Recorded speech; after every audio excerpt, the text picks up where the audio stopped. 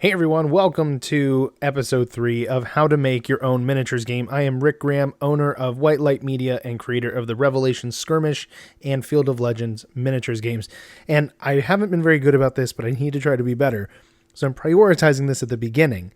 I want to let you know, if you want to check out my company's website or any other information on the different products or other things that I've worked on, you can go to whitelightmedia.org. All right. So in this episode, we are going to go over some of the initial fundamentals of designing a game. The decision of whether you start with building the universe, the lore, first, or if you work on the game and more of the game mechanics. And it's really a toss-up between the two. You can kind of go either way. Either can be a positive. It just really depends on you and kind of your thought process. For myself, I need to know the universe first. I'll have an idea for the game and more or less what I want to accomplish with the game, but I won't be able to get very far without knowing why they're fighting or who is fighting who. And that's just the way that I am. I'm an answers man. That's just how I'm built. If you say, hey, Rick, I need you to go do this thing, if I don't already understand why I need to do it, I'm going to ask. And it's just the way that my brain works. I want to understand what's going on, why I'm doing what I'm doing, what's the point of me being here? Why don't I go do something else? Why am I doing this, right? And that kind of manifests into, okay, I need to know the lore first, the background of what's going on. I can still have a very loose idea for the game, but I kind of need to have those answers first as a creator. I will say that as a player, I will be, and this is just again on preference, I will be attracted to a game based on either someone has really told me it's an amazing game, and I don't think that's happened very many times. More often than not, I'm one of the first people in my group getting interested in a new game. And that's usually because I saw models that got me interested in the game, and then I learned a bit about the lore and the mechanics, and then I got more excited, and I got to a point of, okay, guys, let's go try this. Let's go buy a starter kit. Let's go buy the intro box set, whatever we need to get into the game to test it and to see if we like it, and then we'll go from there. So for me as a player, I look at the visual and then I go forward. Because you could have the most amazing backstory in the world, but if the models, if the units are just really ugly, in my opinion, I'm not really interested in the game. It needs to have a cool factor applied, and then everything else has to fall into place. But at the same time, cool models alone don't make an exciting experience for me either. So it's for myself as a player, it kind of first hits with models and game mechanics, and then starts to click into lore. And if the lore ends up being really wonky, maybe I can just turn my brain off and say, okay, I don't really care about the lore. I'm more excited about the game, right? Or maybe there isn't a lot of developed lore, so there's not a lot to get into. Heroescape was a game years ago that was sold in big box stores, and it was a fun intro miniatures game. It really was. It was a pretty simple mechanics. It was just an enjoyable game. The lore itself was okay. There wasn't a lot of depth, so there wasn't a lot to get into. Why are these guys fighting? Like, why do I really care at the end of the day? And that's just how it is. Like, and you get into universes like BattleTech, and it is got mountains of lore. You go into Star Wars, it has mountains of lore. Now, Star Wars is a little bit easier to get into because it's usually in every era there's two primary factions, but with BattleTech, it's all over the place. And then you have other games like Warhammer 40K. Again, there's a lot of human factions. There's some Xenos factions, but it still has a lot of visual choices. When you look at the pieces, when you look at the models, there's a lot of diversity.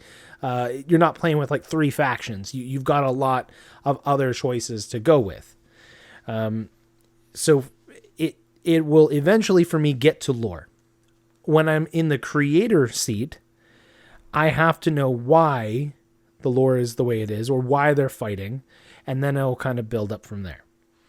I don't know why it's different. It's probably just you're in a different position, whether creator or player, but I can at least recognize that that's how my brain is, and I don't know if that helps you at all with kind of like getting a basis for getting into these initial fundamentals.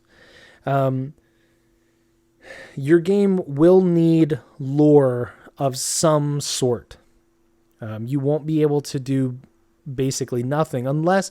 Now, if you're making a tabletop, let's say board game, that doesn't really need lore. You can have a really simple one-page thing to kind of, maybe even like 2 or 3 paragraphs even, to just get people into the really quick nitty-gritty, why am I here, what am I doing, what am I trying to accomplish, and then there you go.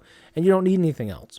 When you're trying to build a miniatures game, typically part of the experience for players is choosing one or more factions because they sort of align with it. Something about them is exciting. Even if it's an evil faction, there's still something about it that they enjoy enough that they want to paint these models of these, possibly very monstrous creatures, or these very, maybe they're a military nation who oppresses a lot of other factions or other societies, but they're still a cool visual looking faction, and there's still enough about them that pulls people in with the lore. So the lore does matter, I would say, much more with miniature games, but you must keep the game idea around when you're in this initial process, or the lore has the potential to grow way too big.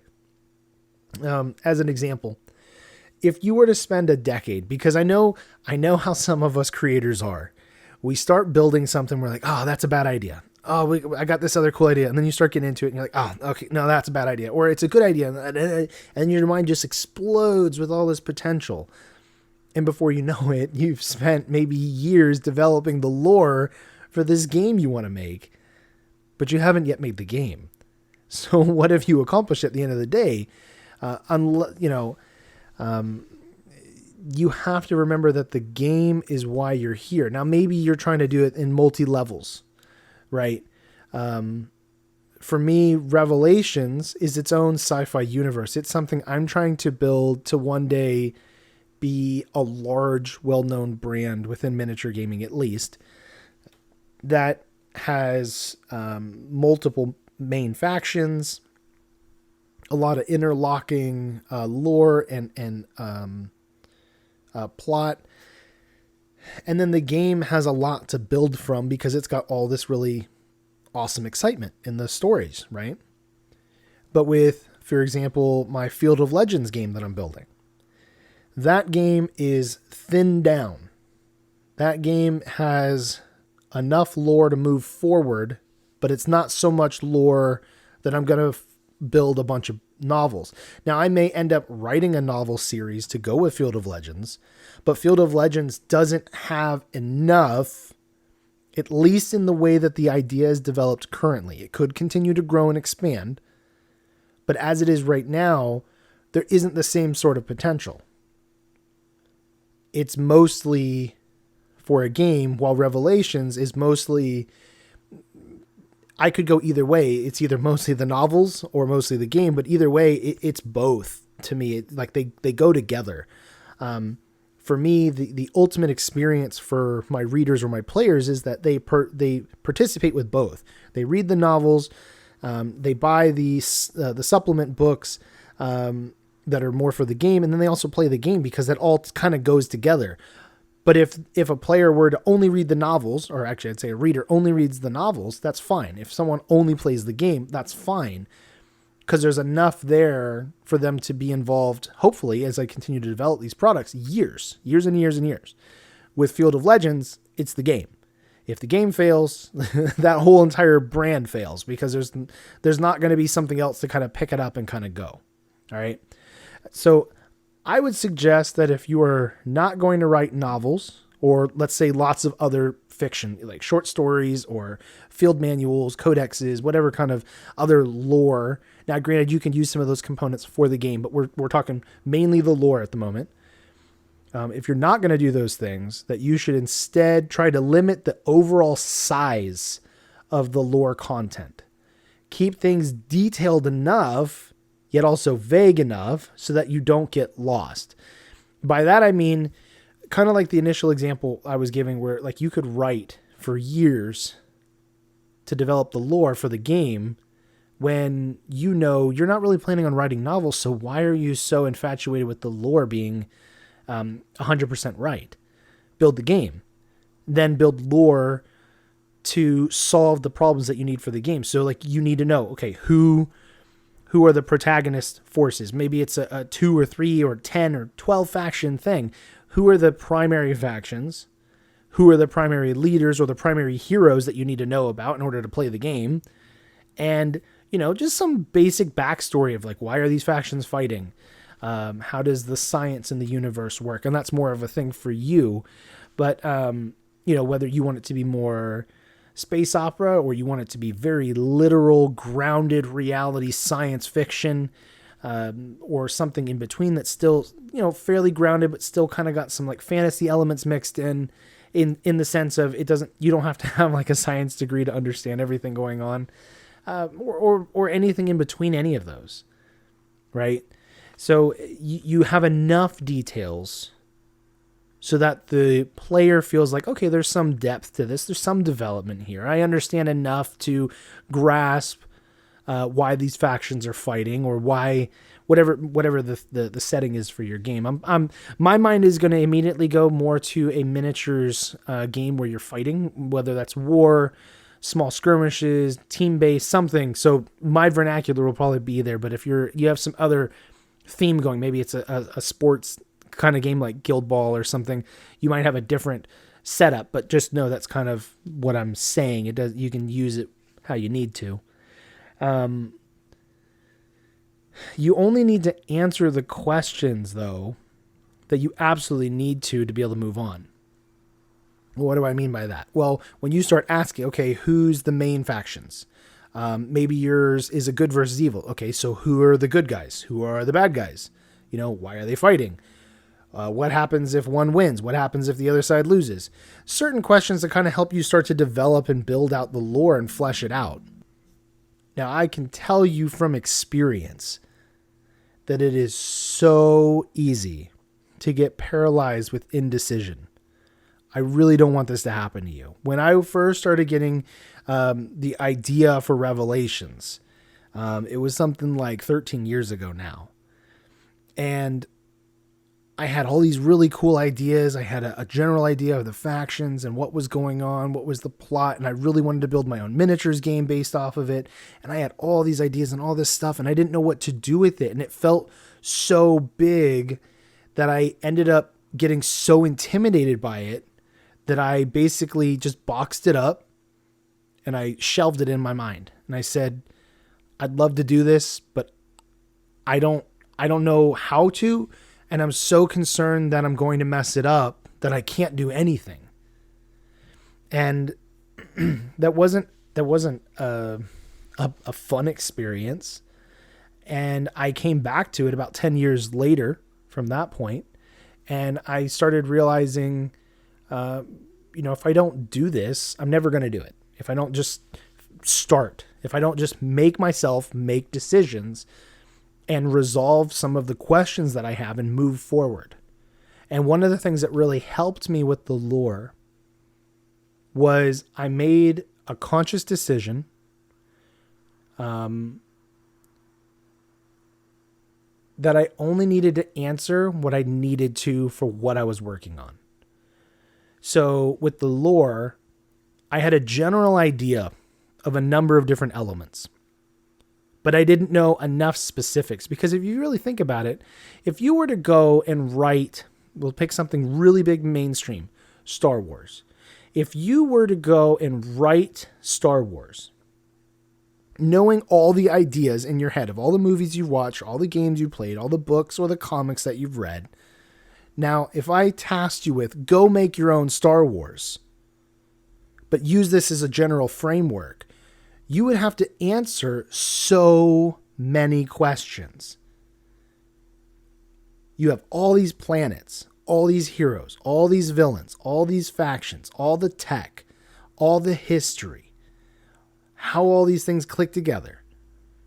There's so many things to answer that it just really just splits your mind, because it's like, how am I supposed to make a decision on basically creating a universe with no training, with no mentor, with no nothing? I'm just sitting here with me, a notebook and a pen, and I'm supposed to just write out a universe. It's really difficult to do, and it's very, very intimidating. But if instead you do what I did, it totally unlocked my ability to move forward, because I was able to, instead of focusing on all the things I didn't know, I made myself focus on only what I needed to know. Make the decisions that were specific for me to move forward, and that's all that mattered. So, for example, what I started to do with the lore was I wanted to start writing, because to me, at the time, I didn't have the money to be able to start the game. So I'm like, okay, what can I do? I think I can write. I'll try to write. Writing is relatively free, so I can do it. So I started writing short stories. And with the short stories, I started making myself answer just a couple of questions about who the characters were, what they were trying to do in the short story, and then start to just ever so slightly fan out to the lore for maybe one of the factions, and what is the relevant questions I need to have answered in order to tell this story about this person. And I just did, I did 6 short stories, and then I started moving on to novels. But even now, there are multiple factions within Revelations that have almost no development in them. Well, why? How can you already be doing a sci-fi universe for, 3 years? You have miniatures, 2 factions, with a third one on the way as of when I'm recording this, 5 novels. How can you possibly say you don't have other factions already fully developed? Well, because I'm not there yet with them. They're not relevant. They're not really in the stories. They're not really developed. They're not even in the game. So I've allowed myself to be okay not really knowing a lot about them, and I've really spent more time developing the ones that I've needed to. And it made all the difference in me being able to have confidence to move forward. And that's just what I'm trying to stress here. You don't have to go the novel route. You can go the game route first, but you will probably still run into a number of these questions when you come into the lore, and you'll have to figure out some of them, and you have to figure out a way to do it. You will not figure them all out at once. It does get easier with time, though. Like, the more practice you have, the more time you have spent in this creative space. For me, I have found that it does get easier, but it won't come naturally at first, very likely. Now, if you've been playing a lot of certain games, or you're just a hyper creative person who's a really amazing storyteller, it might come really easy to you. But for those of us who have to really grind at it and really work at it, it won't be super easy. It'll be something that's going to take you probably a couple weeks or months. You don't have to have all the lore figured out to move forward with the game. Okay, that's another thing that you need to know. You don't have to have all the answers down, but you'll need to know certain things just so that you can start moving forward. All right. Now, unless your budget is big, right? So let's say you've got, let's pick a number, $5,000 that you can invest into this miniatures game. But that $5,000 is all of your concept art, your illustrations, your models if you don't know how to model yourself, getting things edited, written, marketed, all that stuff. Like, it's a lot of stuff. And if you don't have some of the skills, it's going to be expensive and you're going to have to spend more. So, and you can offset that, if you know some of the stuff. But let's say you got $5,000 or more in the bank ready to go. If you don't have that scenario, because if you do, you have a lot more freedom to kind of pick things, but I would be very careful and listen to the steps that I'm about to give for the people who don't have big budgets. And then you can kind of just go faster through the process. So if you don't have a lot of money, you need to be very strategic with the choices that you make, with the factions that you pursue. If you're doing like a miniature war game, or the scale of your game, you need to be very strategic because you only have so much money. So right out of the gate, I would tell you, try to limit the initial game, because this isn't counting people who are doing like a box set game. You, in my opinion, have a much easier time because you're going to go create one game. It's all in the box set. Everything's there. And you're like, this is the whole experience. Maybe we'll sell expansions later or whatever, but this is the whole experience. But for those of us trying to build miniature games, we understand that there's probably going to be 5 to 10 factions or more. There's going to be, all these different types of units. There's going to be all these different other supplement books and all these extra products. And it's a lot of stuff, but don't look at all of that. Look at what you need to. So first thing you need is your starter kit, right? You need the initial way to get into the game. You need some expansions for both of those primary factions, right? It doesn't have to be very many, but at least enough, and then you kind of build out the idea like, okay, let's say you're doing a miniature war game. How, what's the general idea of what the full army or the full force will be on each side? Is that 10 units? Is that 30 models, 50 models? It kind of just depends. And there's no right or wrong answer, but all of that changes the questions that you need to have answered. So when I'm developing a game, I kind of have multiple things running through my mind all at once. Like, what's the general scale of the game? Not the scale in terms of the models, scale in terms of number of models that'll be on the board or on the table. From there, it's also a little bit about the factions. And then it kind of gets into like, what's the objective of the game? Because in my mind, I've already started to work on the lore. And from there, when you start knowing the scale of the game, it kind of helps to determine a lot more of the mechanics. It starts to put things into the box that it needs to go into. I'm really hoping I'm not confusing you guys, because I know part of this process, it's difficult to teach somebody else because you jump around a lot. And I know I've said that before, but you really do. And you kind of have to, like, you'll go and work on some of the lore and you'll get a little bit more development, and then you'll get some ideas about the game mechanics and the way that the game works. And you want to kind of go over there and work, and you kind of got to flow a little bit where the inspiration is. You might be able to force yourself to just put your butt in the seat and start working on the computer to type up things, but sometimes it kind of has to go off of inspiration. You can't let yourself go too long, because if you don't finally get yourself motivated, or finally make yourself commit and make some progress, then you won't. You'll keep coming up with excuses for why you can't.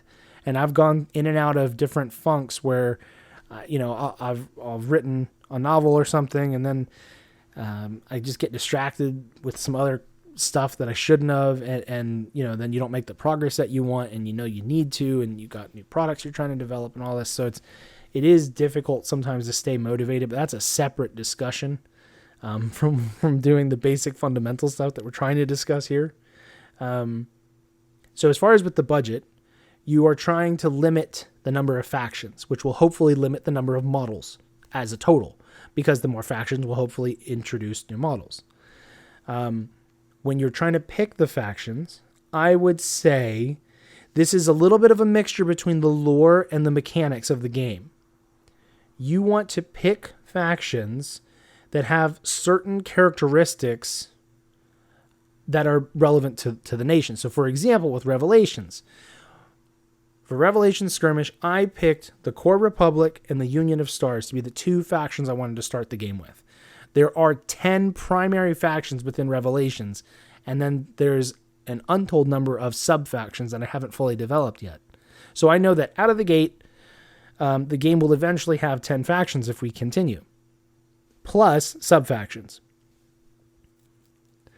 I know that when I wrote out more or less the characteristics I wanted to assign to the factions based on the game, the Core Republic was meant to be a very balanced force.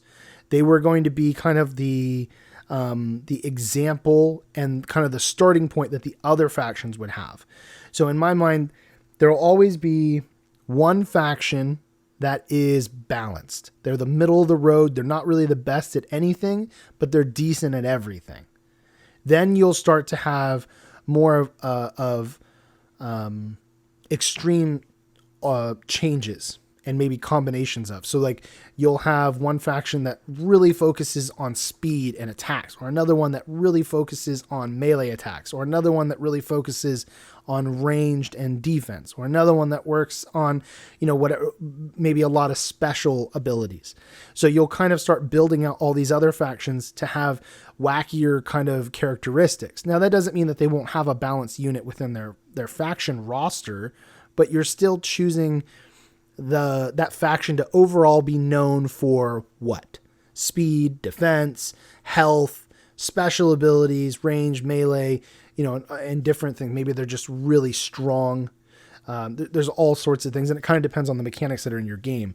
But you pick one faction that's the balance, and then in my mind, you pick another one that's probably either good at attacking or good at defense. So what I did was I wanted to pick a faction in the beginning that was going to be balanced, so the Core Republic. Then I picked the Union of Stars, and I wanted them to be better at defensive things. Then the idea was that the third faction would be better at attacking. So once all three were there, I would have like this decent system that had, two that were better at one thing than one that was in the middle of the road. And then I would continue to add new factions that were kind of variations of that. With Field of Legends, I've picked a different idea. So with Revelations, the scale of the game was meant to be played at the company level, which basically meant 12 units. That may end up being more than 12 models, but that's because of the way the game mechanics work. But it's 12 units in your force. With Field of Legends, you're building a team that is 4 to 10 models. And if you picked a squad unit, there's going to be multiple models in that unit, or a hero is usually going to be a single model unit. So you'll have about 4 to 10 models for that game. Well, that game, my initial endeavor was to launch it because we're still developing it. We're running a Kickstarter as I'm filming this, so my future episodes may be a little bit different. The idea was to try to launch the game with as many factions as possible, because this game only required 4 to 10 models. So you were going to, we have 7 factions in Field of Legends. We wanted to launch, or at least start to build up to, 3 heroes and 2 squad choices per faction. So that would be about 75 different characters. If you count a squad as an individual character, but in different poses, it would be 35 characters. Some of those would be split into heroes. Some would obviously be split to squads. And then the difference between the two games is that in Revelation Skirmish, you could, whatever faction you chose, you couldn't pick models from other factions to play with. You were restricted to that roster, right? In Field of Legends, though, the way that the lore works, the factions can be mixed. So you can play faction A, faction B, faction C, and put them all together. So even though Field of Legends has more factions, there isn't that many models compared to what would be required for a fully fleshed out Revelation Skirmish with that same number of factions. It would be way more models, way more everything. Everything would be a lot bigger. So it's just a very different sort of perspective. Now, this isn't to say that Field of Legends won't eventually be fleshed out and have a lot more squads and heroes per faction, but the initial launch, the initial scale of the game is 35 characters. Now, that's a lot. And that's why we're using Kickstarter to help kind of fund parts of that. So if I absolutely have to fund it all myself, the game would only start with 2 to 3 factions, depending on how I structure everything. And then we would continue to add new starter kits with new faction starters and then new expansions for those factions. And we would build out till we had the 7. Then we would just continue to add new models for each. So, and that's kind of a different thing when we get into an episode discussing crowdfunding versus personal funding, because there are different ways to do both. And I don't want to do that until I finish my experimenting before I get into that with you guys. So you don't want to pick a faction or factions that needs 1,000 models to play. And that's sort of where I was kind of going with the conversation of the scale of your game. You need to make the decision, and that this is only up to you to make the decision. How many models in your mind would be the full game? Because obviously if your starter kit will have less models, more than likely will have less models than what you need for the full game. Either it's a half of your list, it's a third of your list. It's not the full experience. You may be able to play a scaled down version of the full experience, but it's not the full standard rule set, not the full experience. So you need to decide, well, how many models am I going to need to play this game? Am I playing this massive war where there's going to be 100 models per side? Or is it a small squad skirmish where there's like 5 models?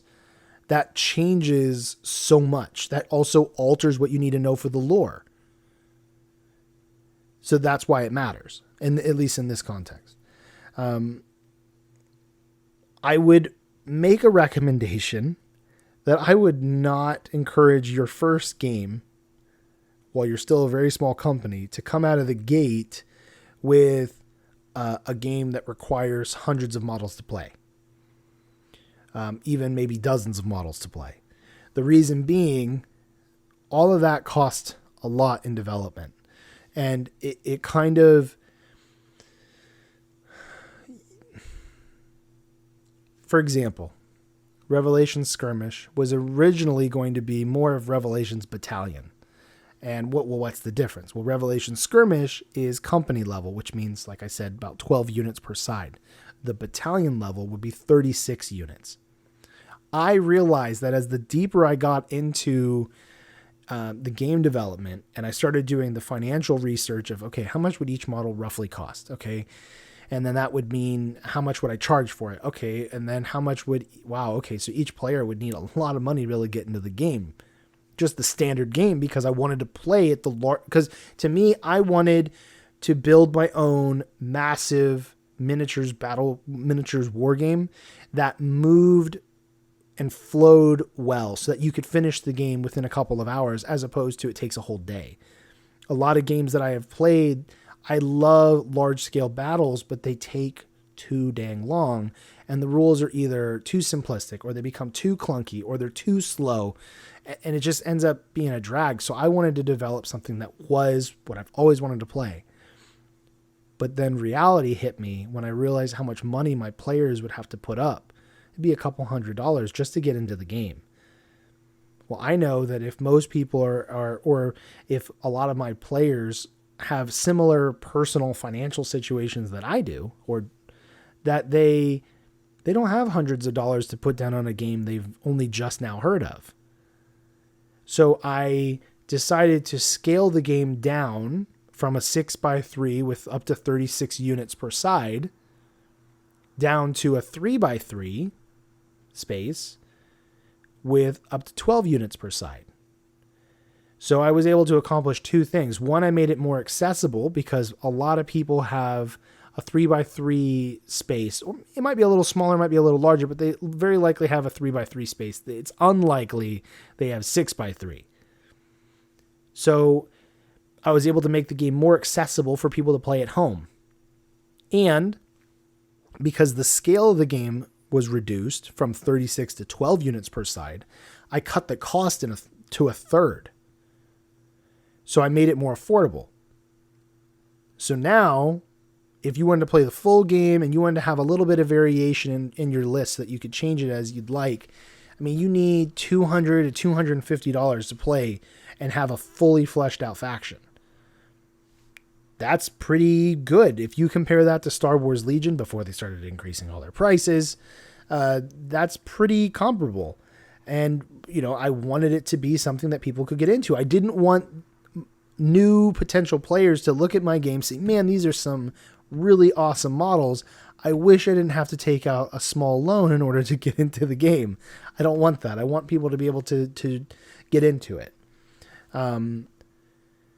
that may be different for you. Maybe you're not as concerned with that. Maybe you're like, look, to play the full game, you need, 80 models per side. You just are I can't see the game getting smaller than that. And that's up to you. But it would just be my recommendation that you figure out a way to scale the game down. And what I have done is I have laid the groundwork that Revelations Skirmish can become Revelations Battalion. And I plan to take it to that point once our player base is kind of in place and ready to go for that. So I haven't forgotten that dream. I've just tried to make it more accessible. So if you need to scale your game down, it doesn't mean you have to dramatically change the mechanics or change everything. It may just mean you're going to change the scope of your game down to something more manageable for the average player. And then you're going to release updated or extended rules so that you can play the full game. So it's kind of just getting you to think about the other aspects. Besides just the game itself, there is the financial component for your players, and that does matter. All right, moving on. You, in my opinion, need to be okay with the idea of changing your mind later.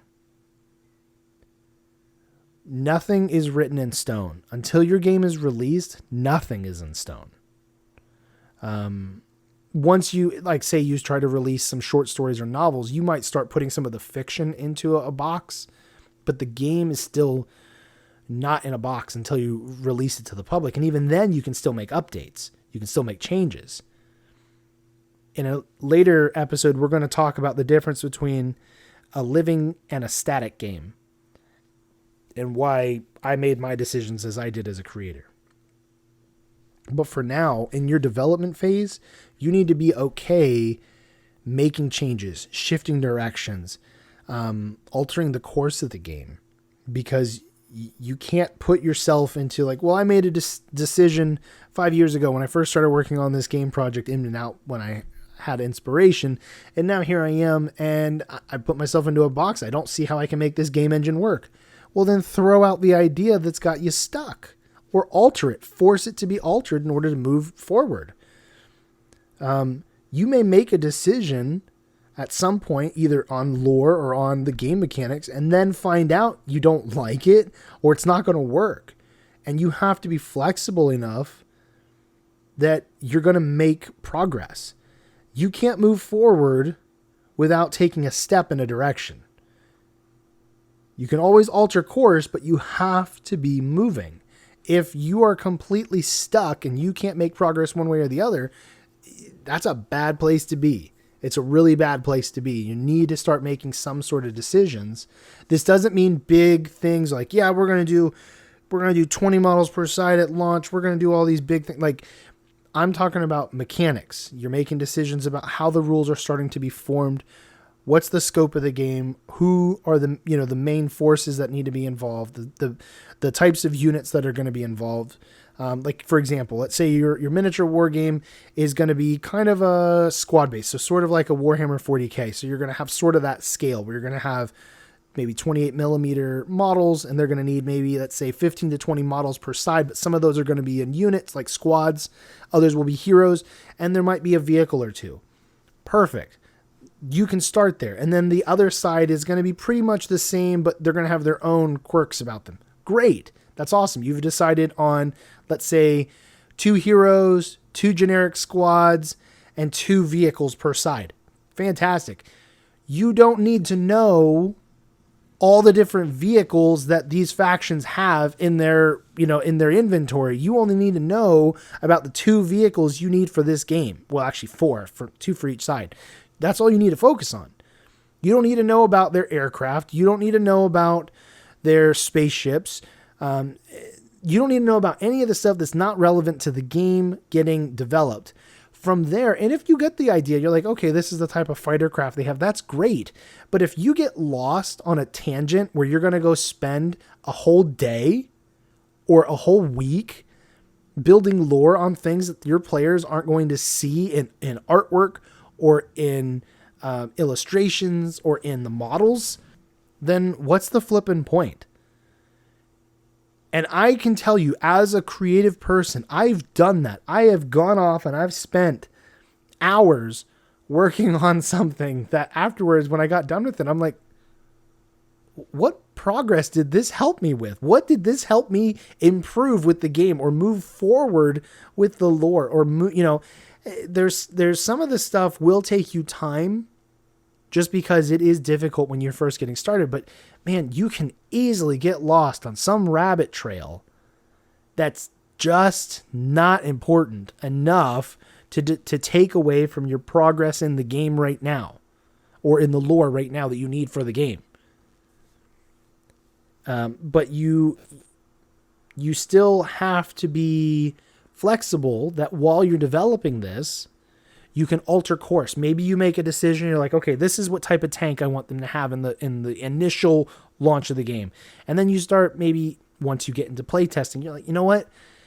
It's too strong. It's got too many guns, or its armor is too thick. It has no weaknesses or it's just all around just too devastating. I've made the lore make it too perfect. Make something up to fix that or alter that. You can make those adjustments. As you move forward with the lore, you will have to kind of stick with things as you publish more.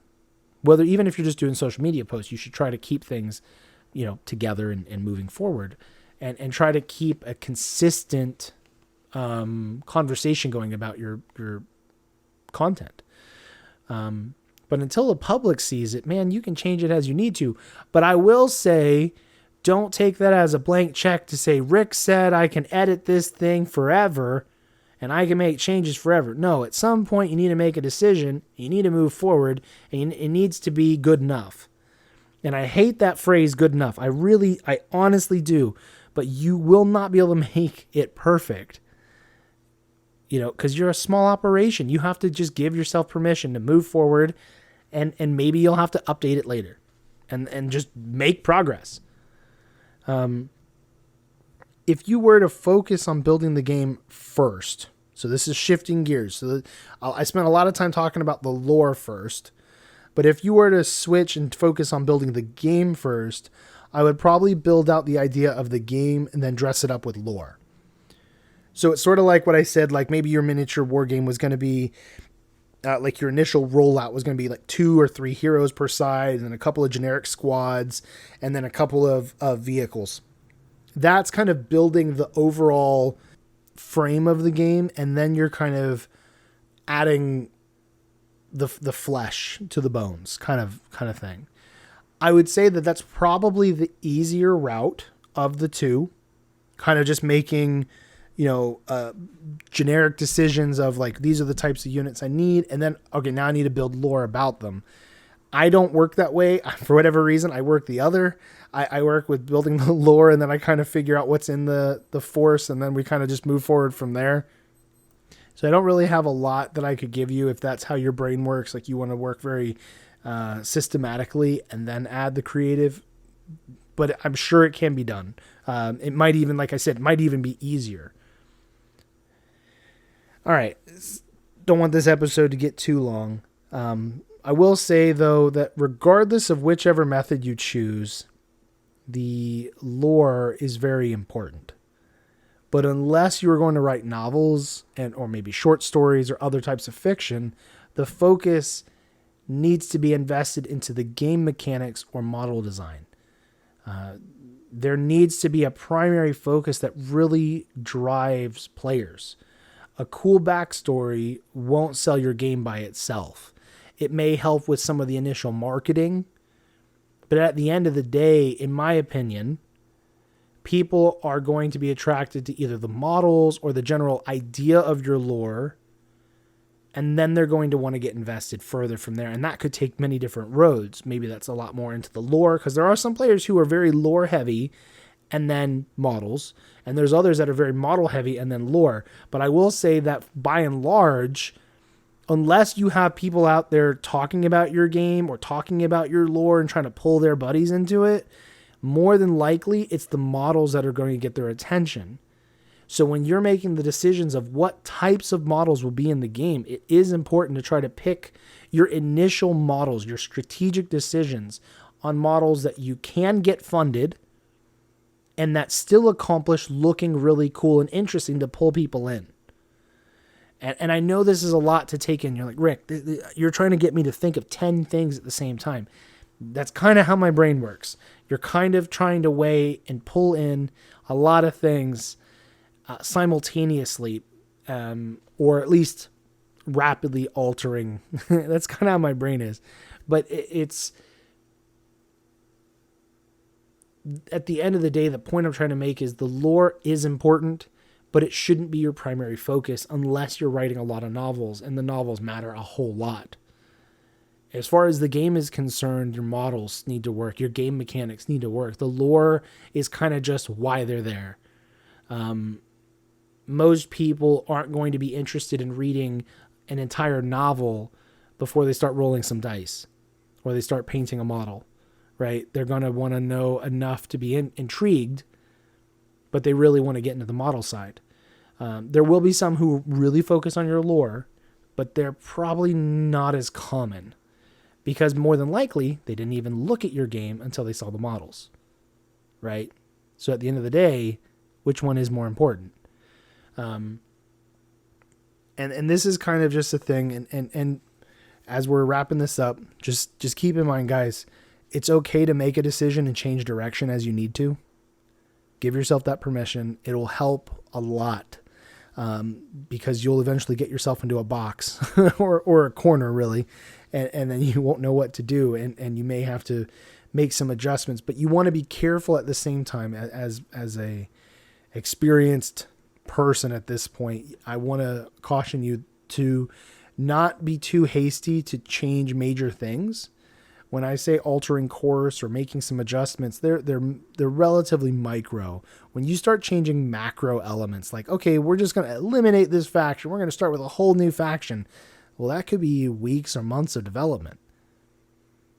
So maybe that's not the best way to do it at times. Or we're just going to start over. All the lore is garbage. I'm throwing it all out. And I'm going to start all the way over. Well, that could be weeks or months of development. So you'll make progress, make some changes, but try to keep them relatively small. I'm the type of person that when I'm writing my novels, I don't like to throw away pages. I know some authors maybe not love, but they will rip out pages or entire chapters of their books because they just don't like the way it's going. I don't like that. I feel like I wasted time then. So I'll make edits or changes just like I will in the game, but I don't want to just throw away major things because I've spent time making those larger decisions and I feel good about them. And then maybe I have to make some tweaks here and there to kind of win me over to the idea fully later on. But I don't just toss out big ideas. But I'm also not going to keep a big idea just because I spent time working on it. Like if it truly does break your game, if it truly does hamper you making big progress, you may have to make that large decision to cut out something. But this is when we get into like play testing conversations and things, you'll work on certain mechanics in waves. So you'll kind of get your movement system down, your attack system, your defending system down. You'll kind of know the gist of the very core of how your game works. And if you like it, then you'll start adding more advanced rules. So you won't likely run into an issue where you're months into development and you're like, you know what? I really hate my movement system. I just hate it. I can't stand it anymore. I want to get rid of it. You know, that will kind of be in place and you'll probably feel pretty good about it because you'll start when I play test, and we'll get into this later, I do it at a very bare bones level first. Make sure that the very core of the game functions and is fun as it stands. And then we add more to it to really flesh it out and make it a really fun experience. Because that way I'm not spending a whole year developing a fully fleshed game. And then we get into play testing. And then I realize, wait, there's entire mechanics here that just don't work together. And the only way you're going to be able to know if certain things work is by rolling the dice. Get in the game and start play testing. All right. So I hope this video has helped. I know that this conversation is a little difficult when you're going from the lore to the mechanics matter more, to the lore matter more.